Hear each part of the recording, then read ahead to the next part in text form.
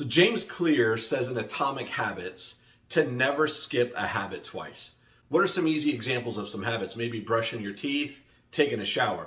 Now, if you have young kids, you know that at one time, getting them to brush their teeth every day and taking a bath was not easy. But hopefully today you've weathered that storm, and today your kids, they shower, they bathe, they brush their teeth daily. How do we relate that to our business? In business, there are behaviors, there are activities, there are disciplines that we do that help us to build more relationships so that we can generate more referrals.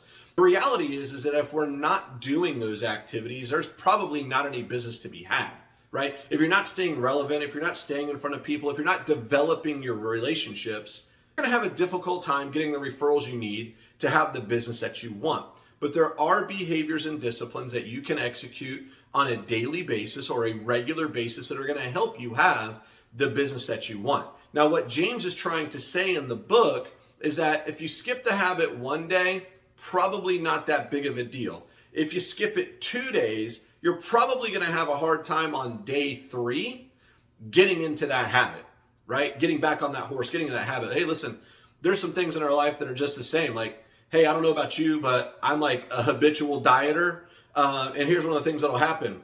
I'll go on a diet maybe 2-3 weeks, and I come up on a cheat day. Maybe that cheat day is on a Saturday. Next thing you know, now cheat day is also Sunday, also Monday, right? And that's what I mean by getting in those habits. If you miss a habit twice, it's going to be harder to get back on that on day 3. My name is Bryan. If there's anything that you need, please know I'm always here to serve.